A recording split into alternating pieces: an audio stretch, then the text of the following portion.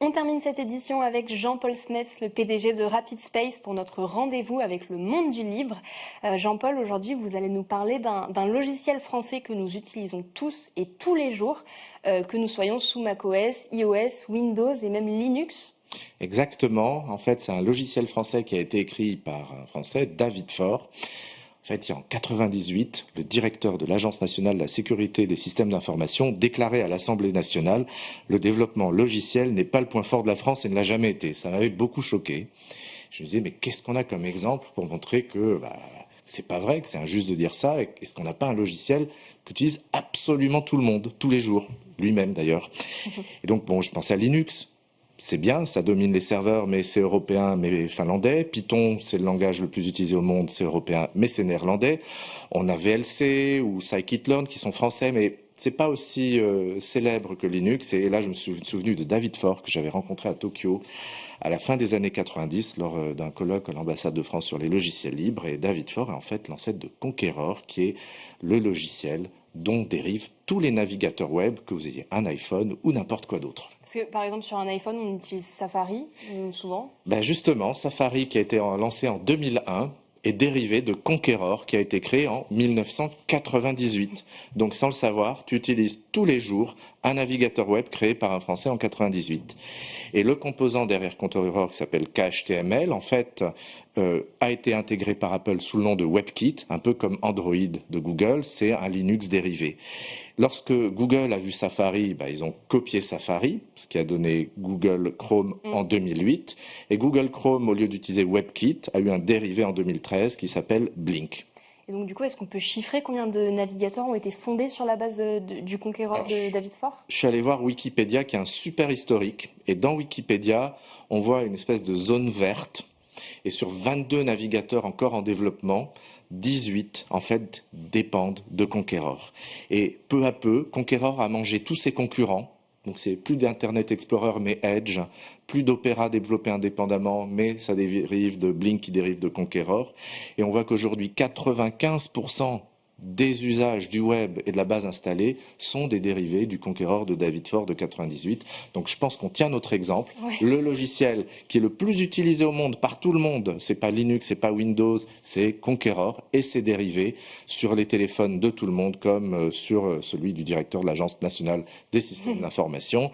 Ça n'a pas été fait tout seul. Il y a eu Lars Knoll, Tobin Weiss, Valdan Bastian et bien d'autres qui ont aidé au développement. C'est une belle coopération européenne, une belle coopération publique-privée, avec du libre et du propriétaire qui marchent ensemble. Et du coup, tout à l'heure, vous disiez que seuls 3 navigateurs web dépendent de Mozilla, Oui, il y a SeaMonkey, Firefox et un autre. On a également NetSurf, qui est un développement indépendant. Et aujourd'hui, c'est plus rien. C'est moins de 5% du marché. Et alors, pourquoi on a 18 versions différentes de navigateurs qui sont dérivés de Conqueror ? Alors, il y a une partie qui est facile. Donc, Conqueror, Apple fait sa version, veut son branding et sa culture technique, ça donne Safari. Google n'a pas envie de faire du Safari, donc ça s'appelle Chrome. Microsoft va avoir Edge parce qu'il ne veut pas dire qu'il fait du Google. Donc, ils vivent chacun leur vie, Google, Microsoft, Apple, avec en gros la même famille de code, mais avec leur logo, leur marque, leurs petites adaptations techniques. Ça, c'est une partie. Mais l'autre partie, c'est lié à des différences liées à l'éthique. Donc à la protection de la vie privée. Pas seulement. Donc par exemple, GNU IceCat, c'est un navigateur web pour les vrais libristes purs. Quand on fait du logiciel libre, on veut un logiciel libre sur son laptop. Et quand on consulte un site web, on veut que les JavaScript qu'on télécharge et qui s'exécutent soient aussi libres. Et donc, IceCat bloque tous les JavaScript pas libres. Donc ça peut paraître un peu extrême, mais si on veut faire de la vraie sécurité, contrôler ce qui s'exécute, ça évite énormément d'attaques. Après, tu as raison, dans la plupart des cas, on est sur de la protection de la vie privée. En gros, on enlève de Google Chrome tout ce que Google avait ajouté à Conqueror. C'est à peu près ça.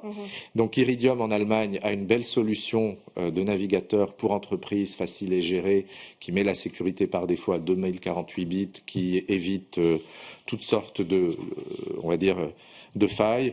On a ClickZ, qui est une société qui a été fondée par Jean-Paul Schmetz, mon homonyme, qui avait fait un moteur de recherche et un navigateur. Le moteur de recherche a été intégré ensuite à Brave. Brave, très connu pour la protection de la vie privée, comme Bromite ou encore un Google Chromium. On a une belle offre. Et aujourd'hui, il y a des nouveaux projets de navigateurs web libres où il y a des nouvelles innovations dans le domaine? Alors il y en a deux. La première, c'est que les navigateurs comme Brave ou encore mieux comme Aggregor intègrent la fonction serveur web et serveur d'intelligence artificielle, ce qui fait qu'on n'a plus besoin de cloud. Donc on installe un navigateur, on dépend de personne, même s'il y a la guerre, même des sanctions, tout va marcher, on pourra faire du web tout seul. Et la deuxième grande innovation, c'est Andreas Kling, qui est l'auteur d'un système d'exploitation européen Serenity OS, qui est un plan B à Linux, qui est complètement indépendant et résilient, a aussi fait un plan B à Conqueror qui s'appelle Ladybird, développement à partir de zéro, d'une source complète de nouveaux navigateurs web. C'est tellement bien que Chris Van Straat, qui est un des fondateurs de GitHub, en a fait une fondation avec lui, et on a aujourd'hui enfin une alternative à Conqueror, qui est à nouveau européenne et libre. Donc en quelque sorte, le renouveau du web libre, c'est Ladybird et c'est à nouveau européen. Hyper intéressant. Merci beaucoup Jean-Paul Smets. Je rappelle que vous êtes le PDG de Rapid Space. Merci beaucoup à tous de nous avoir suivis. C'était Smart Tech.